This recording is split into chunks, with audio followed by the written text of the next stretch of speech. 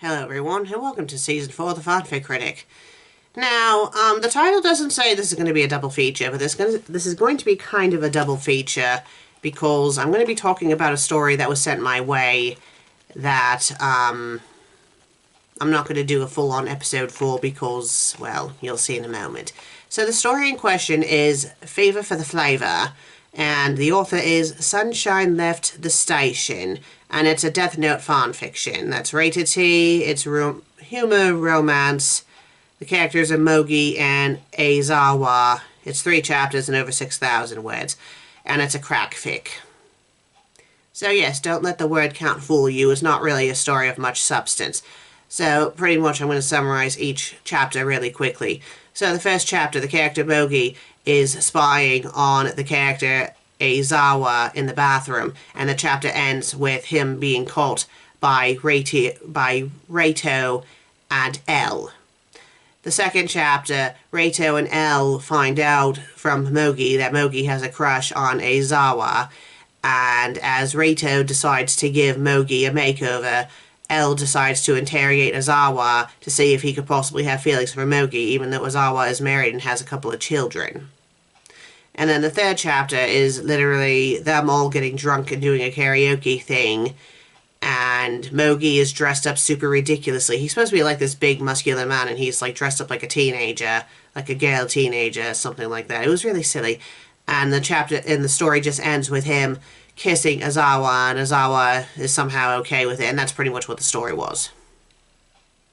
So yes, now you can see why I didn't decide to do a full episode on, because it would have been a colossal waste of time, and the story was a tad too long for me to read out loud, which I am glad, because that would have been painful to read out loud. I mean, I will say it was well written, but aside from that, not much to say about it. So, let's move on to what I'm actually going to be reviewing today. So, what I'm actually going to be reviewing is Doki Doki Walking Dead by DM Badger. So this is a crossover between The Walking Dead and the Doki Doki Literature Club, which I've never heard of Doki Doki Literature Club, but I am familiar with The Walking Dead. Not the comic necessarily, but definitely the television show. So right, let's read the summary. The Literature Club runs the Walking Dead escape course at Comic-Con. Hilarity ensues. Okay, so I guess it's not really a crossover then. Rated M for language and depictions of death. Sorry, suck at summaries. So this is rated M. It's in English. It's humor adventure. It's Monika, Natsuki, Sayori, Yuri. Those are the characters. And the word count is over 3,000 words. It has 3 reviews, 3 faves, 3 follows. And it was published back in October of 2018. And it is complete. Right then, let's read the summary. I mean, the author's note. I already read the summary. Sorry, I just woke up. Hello everyone.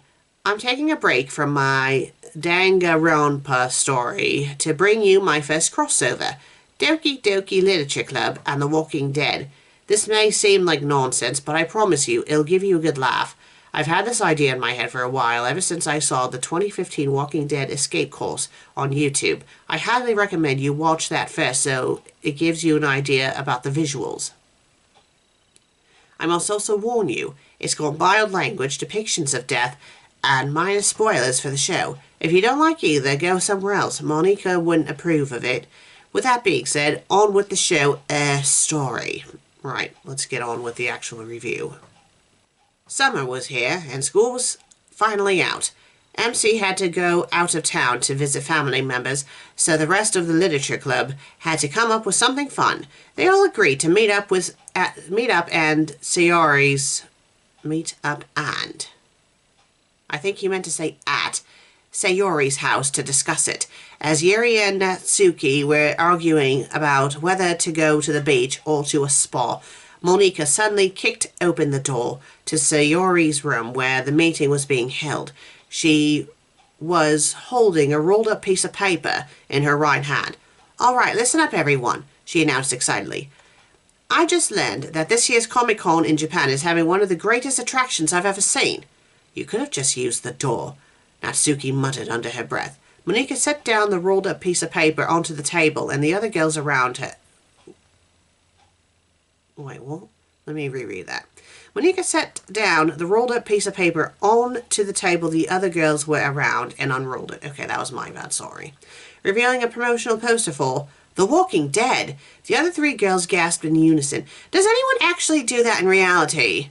Where people gasp the exact same thing out loud at the same exact time? Or is that just like an anime or cartoon thing?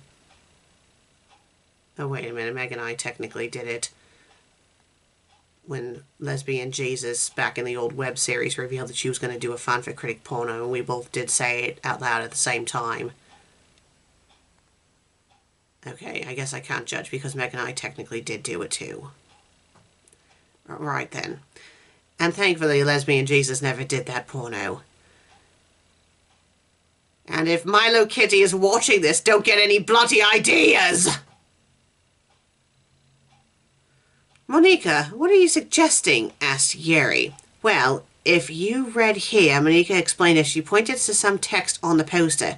It's not a typical meet and greet. It's actually a course that you run through. It's got actors, a story, and a lot of walkers. That actually sounds fun, Satori agreed. Yeah, but none of us really have any experience with this sort of thing, Natsuki pointed out. I mean, I'm not going through some obstacle course. It's not an obstacle course, Natsuki, said Monica. It's just running, that's it. Monica has a point, Yeri spoke up. Natsuki looked at the three girls before sighing in defeat. Fine, I'll go. She groaned. Monica smiled. That's the spirit, Natsuki, she complimented. Natsuki rolled her eyes. Now it starts tomorrow. If we want to be the first ones to experience it, we have to go first thing in the morning. All right, Sayori said excitedly. I'll be ready and willing, President Monica. The next day, the girls made their way past the sign that said, "This is the beginning," in smeary blue paint, and waited for it to start at the entrance of the attraction. So, is everyone ready to run? Asked Monica to the others. Heck yeah, Sayori agreed excitedly. I can do this. I can do this, Yuri repeated, ready herself up. Let's get this over with, Natsuki said impatiently. After some time, more people gathered at the entrance waiting as well. Eventually, a man walked out of the entrance. He was wearing a coat over a light grey shirt, and he looked to be in his mid-30s. Everyone. I'm not doing voice acting because I'm not. Well, I'm familiar with the Walking Dead characters, but seeing this isn't really a crossover, I'm just gonna read it all in my normal voice. Everyone, the man began, gaining everyone's attention. Hi, my name is Aaron. I'm here to help you. I'm not here for you to dishevel. I'll explain everything. We really need to get inside, okay? It's not safe out in the open like this. Please, follow me. Aaron then led the group inside the building. It was truly remarkable. Tents were lined up, fake blood on the floor next to body bags. The actors playing as God were standing by them. It felt like they were in the actual show. Aaron stopped the group from going any further. All right, let's wait for everybody, he said. Sayori looked back and saw the rest of the crowd going through the entrance. Monica, are you sure everything's fake? She asked. Positive, replied Monica. But if anything happens, I won't hesitate to delete. You won't hesitate to delete? What? Monica, no, worried Yuri. Hello, everyone, began Aaron. My name is Aaron. I'm not here to hurt you. I'm here to help you. We have shelter inside, food, ammo, protection. I'm a recruiter of sorts. I've been watching you. I know you guys are good people. We want to help you out. Will you come with me? The crowd agreed. All right, come this way. I'll take you to Douglas, said Aaron as he led the group deeper inside the building. Maybe I underestimated this, Natsuki thought to herself. Aaron led the group to a balding man in a brown coat. Everyone, this is our leader, Douglas Monroe, he said. Douglas, this is the group I was telling you about. It's good to meet you. Welcome, began Douglas. He, along with Aaron, seemed to be acting as if this was a small group and not a huge crowd. As a group, you're well equipped to gather supplies and hunt. That's what we like you to do. Aaron will show you what remains of the park. Stick with him. Do not wander off alone. The park is very dangerous, especially at night. Go on. We'll make sure you have a place to sleep. All right, this way, everyone. Aaron began leading the group, but Douglas's voice stopped them. Oh, wait, there's one more thing, he continued. We're not the only inhabitants of the park. There's another group out here. We haven't seen them, but we've seen what they've left behind.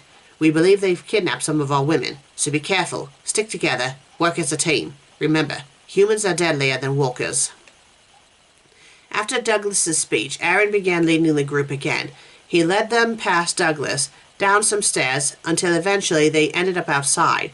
Aaron stopped the group again and pointed to a set of doors. They were closed and the actors acting as walkers were banging on the glass, trying to get outside. Satori cowered in fear at the sight. "It's so much different than on TV," she worried. "It's very important you all listen to me now," began Aaron.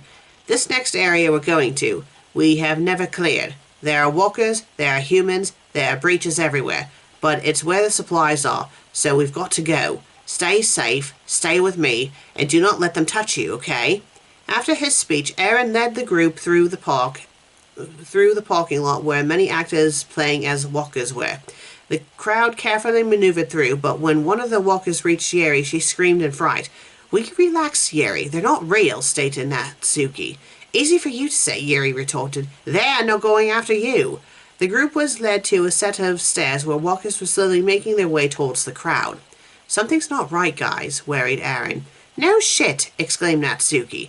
"I don't like this, everyone," Aaron continued. "Follow me. Stay calm."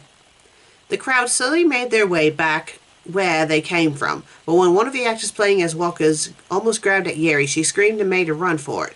The others following in her footsteps, with Aaron yelling at everyone to stay calm. Monica managed to catch up to Yeri. "Isn't this fun?" she asked. "I lied, I can't do this," thought Yeri as she ran faster than before. The crowd took a left, then a right, then they were faced with lots of walkers dressed up in hospital gowns and nursing clothing. Gulping, Sayuri cautiously walked up to one of the nurse walkers, and it swung a fake bloody arm at her. She screamed in fright and continued running. Meanwhile, Yeri and Monica ran past what looked like a staged crime scene. "Wow, everything looks so real," complimented Monica. Yeri felt the exact opposite. "Are you serious?" yelled Natsuki, whom of which finally caught up with the others. "I think I might faint from all this." The crowd ran past more walkers that were pretending to eat fake limbs. Eventually, they headed back inside where Aaron's voice was heard. "Wait right here," he yelled as he got up in front of the crowd. "Wait for the rest of the group." "Where were you when we were panicking?" complained Natsuki. Aaron ignored her as he was busy yelling at everyone else to hurry up. When everyone got there, Aaron spoke again. "Are any of you hurt? Is anyone bitten?" Some of the crowd playfully agreed, one of which was beside Yeri, who stepped farther away from them and joined the rest of the literature club. "I don't like this, President Monica." "Don't worry, Yeri," comforted Monica. "Just remember, none of this is real." "All right, we got through it, guys," began Aaron. "It's very important during this next part that we stick together, okay? Do not stray away. I haven't told Douglas this, but there's a group of people over there. I've seen what they've done. They've taken my friends. I don't want to cause any panic, but it looks as though there's no other choice. We have to go through the territory, okay? Come with me, everyone. Slowly, and stay calm. We don't know what's up ahead." Aaron began slowly and carefully leading the group forward. And that's when a man with a goatee came from around the corner. Aaron stopped the group again. "Who are you?" the man asked. "I'm Aaron. We're from the safe zone. It got overrun. This is my people," explained Aaron. "Can we trust you?" "You guys shouldn't be here," the man retorted. "This whole area's outside of the safe zone. It's occupied by Negan and the Saviors. Stay on my ass, okay? I think we can make it through." "All right. Does everyone understand?" asked Aaron. The crowd agreed. "It's important to stay together, okay?" Suddenly, someone was heard screaming. The man panicked and yelled at everyone to make a run for it while Aaron was yelling at them to stay calm. Eventually, the group came across a gate that was locked. Aaron frantically tried to bust the lock. Sighing, Yeri pulled out a knife and was about to cut through when Monica stopped her. "Yeri, no," she warned. "Just let the attraction play out." "Right. Sorry, President Monica." Aaron eventually got the gate open and the crowd ran through it. "Get to the escalators," he yelled. When they got there, Natsuki couldn't help but notice something wrong. "How the fuck are the escalators on?" she complained. "Isn't the power gone in the show?" "Well, maybe it slipped their minds at the time," Sayuri assumed. The group made it up the escalators and maneuvered around the walkers.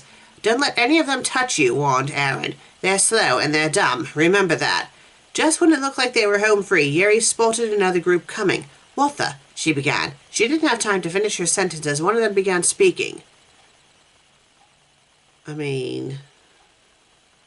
wonder if this is going to be Negan. Now I'll stick with my guns. I've been doing it in my normal voice the entire time. It would be rather jarring to do voice acting for just Negan, although it is tempting. Well, look what we've got here," a man began. "Who the hell are you?" Aaron and the man argued back and forth until the man grabbed Aaron by the back of his neck. "What's your name, huh?" "I'm Aaron," he said before turning his attention to the crowd. "Stay calm, everyone. Stay calm." "So what? You're all fucking dead already," the man explained. "Then why don't you take me to your leader?" Aaron retorted. "There's fucking walkers on your tail," the man interrupted. "Move."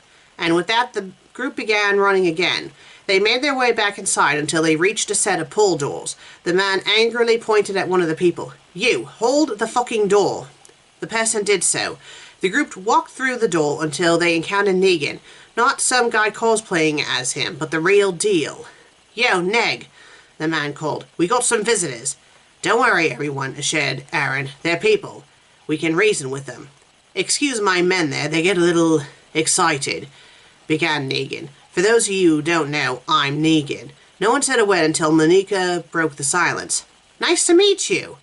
"Shut up," yelled the man from before. Monica gave him a dirty look before her attention was brought back to Negan. "As I was saying," he continued, "welcome to the safe zone. Oh, there's my lovely wife." A woman dressed in biker gear stepped up and stood next to Negan. He spoke again. How this works is really simple. You pay a toll, and we protect you. New World Order, right? And the way New World Order works is you give me half of your shit or I'll fucking kill you. "Look, we're not troubling you. We just need to get through," said Aaron. "The walkers are everywhere." "What are you talking about everywhere?" began Negan. "This is the safe zone. We are the saviors. There are no walkers here. You are safe because of me. You are safe my hand. Here, I run the show. The power lies in this hand." "This guy's insane," thought Natsuki in shock. Negan gestured towards his metal baseball bat wrapped in barbed wire. "My young lady here, Miss Lucille, has a different way of looking at things." "Cute name," shouted Sayori. "Shut up," yelled the man from before. "See, my way is the diplomatic way. You give me my stuff or she gets upset," Negan continued. "You know what, saviors? Come here. Get this punk on his knees." The man from before came out and kicked Aaron down onto his knees. "Everybody on their knees," he yelled. Everyone did so. Yuri and Natsuki both trembled, but they did as they were told. "I can't do this. I can't do this," Yuri repeated. Negan heard her. "Silence," he yelled. "When I speak, you be quiet." Yuri immediately stopped repeating her phrase in shock, but that didn't mean she wasn't repeating it in her mind. "Now, Negan never makes a lady bow," he began. "All ladies, please stand up." All the women, including the literature club, did so. Negan gestured to the woman who was standing next to him the whole time. "My wife would like his jacket because she thinks it would be pretty." "Get this the fuck off," the man yelled as he angrily tore off Aaron's jacket. After it was off, Negan spoke to Aaron, whom of which was totally silent. Totally silent, that was my bad. "Here's the thing," Negan said to Aaron. "I'm being nice, but you're being very fucking unfriendly. And when you're fucking unfriendly, that makes Lucille very, very fucking angry. In fact, come here." Negan suddenly grabbed Aaron by the shirt. "This is your savior?" he asked the group. This is the guy have to lead you." Suddenly, Negan hit Aaron over the head with Lucille, making some of the crowd, including Yuri, gasp in shock. Monica, however, was fascinated by this. "It looks so real," she complimented. "Is this the guy you have leading you?" Negan continued. "This is the way it works. You pay me half of your shit and will protect you from the walkers. If you don't, I will kill you where you stand." After his speech, he noticed Aaron trying to get back up. He walked over to him and hit him 2 more times in the head. He then dragged and flipped him over, revealing his bloody and beaten face. Even though it was clearly fake, some of the group couldn't help but gasp in terror. That included Yuri, Natsuki, and Sayori. "Oh God, I think I'm going to be sick," said Natsuki as she covered her mouth. "This is what happens," exclaimed Negan. "Everyone understand?" "Yes, yes, we do," panicked Yeri. "Stand up. Let's go," he yelled as he led the group past Aaron's corpse. Yeri couldn't help but look at it sadly. "That's so scary," she trembled before joining the others. As they walked, Negan spoke. "As I said, I'm a very reasonable guy, right?" he began. "All you have to do is ask. I don't want much, but I'm not asking of anything you have. I just want my fair share, because as the world goes, we got to make sure that every last person's safe." He eventually led the group to a large tent. "So, here, you get to make one last choice," he continued. "You choose to join us, or you choose to be banished forever from the safe zone. And then your care will no longer be my consideration. Do we understand?" The crowd agreed. "I said, do we understand?" The crowd agreed louder. "On the left-hand side of the room, you will be on my side. If you don't want to join me, please feel free to take the right side. We'll ensure that your trip and ticket to Banished Land is taken care of." After his speech, Negan went inside the tent. Some of the literature club took the right side. Monica was not one of them. "My children on the left, the rest of you maggots on the right," said Negan. "President Monica, are you sure about this?" asked Natsuki. "Positive," she replied gleefully. "I mean, if you were in this situation in real life, what would you do?" "I guess you have a point," said Yeri as she began walking towards Monica, whom of which met her in the middle. Negan spotted them and angrily walked over to them. "Do I look like I'm playing games with you?" he exclaimed. "Oh no," thought Yeri nervously. "Maybe," Monica said playfully. "Don't play in the middle," Negan continued. "Matter of fact, come here, you two, come here." "Now you've done it," Yeri said, Natsuki under her breath. "Saviors, come up here," called Negan. Two of them, holding a gun, stormed up. "These two ladies right here decided they couldn't pick a side. They wanted to be in the middle." "No," protested Yeri. "That's not right at all." Negan spoke to the men to grab bats before he turned to Yeri and Monica and yelled at them to take a knee. Monica thought this was exciting, but Yeri was trembling. "Please, don't do this," Yeri pleased. Yeri pleased. Some of the grammar in this story is a little bit weird. Having her say she worried, she pleased. I don't know. I mean, aside from that. Negan ignored her and continued speaking. "On the count of 3, we're going to send these two to the next life, and the rest of you trash will see what it's like if you don't follow the saviors." Negan began counting, and Yeri braced for impact. But when Negan got to 2, a panicked man ran in. "Everybody run!" he yelled. "Walkers are coming." As soon as Yeri heard him say run, she did so before any of the saviors told anyone to do the same thing. She pushed past everyone and made her way out of the tent. She took a hard right and down some steps before realizing something. She began, looking around frantically. "Is it over?" "Yes," said a voice from behind her. "Wasn't it fun?" Yeri gasped and turned around. Thankfully, it was just Monica and the rest of the literature club. "I had a blast," said Sayori. "Okay, I admit it. It was pretty good," said Natsuki. And even though she didn't want to admit it, Yeri had fun too. "So, what's next, President Monica?" she asked. "Well, just around the corner is a Star Wars Jedi training course," she explained. "I suggest we head there next." "Sounds fun," Sayori agreed excitedly. "Whatever," shrugged Natsuki. "Yeri, what about you?" Yeri sighed. "I think I've had enough running for one day." And that's the end of the story. Here's the author's note. And there you have it. I hope you all enjoyed reading it and had a good laugh while doing so. And don't worry, I'll be back writing Danganronpa, the Hope ending very soon. Once again, thanks for reading my first crossover, and have a great day. Well, I wouldn't say it was really a crossover per se. I mean, I guess kind of. I mean, if they had it be a twist that they actually were in the Walking Dead universe, maybe. That would have been an interesting twist, but it wasn't the case. I mean, it was okay. It wasn't bad. It was a good read.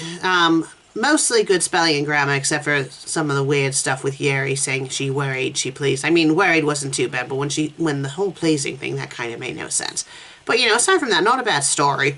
Sorry if I'm a bit stuffy and stuff. Like I said before, I woke up not that long ago, and, you know, we've been having a lot of wacky weather where Meg and I live lately, so had to do some shoveling yesterday, and, Yes, so that was a lot of fun. Alright, if you enjoyed today's episode, please be sure to leave a like and leave a comment.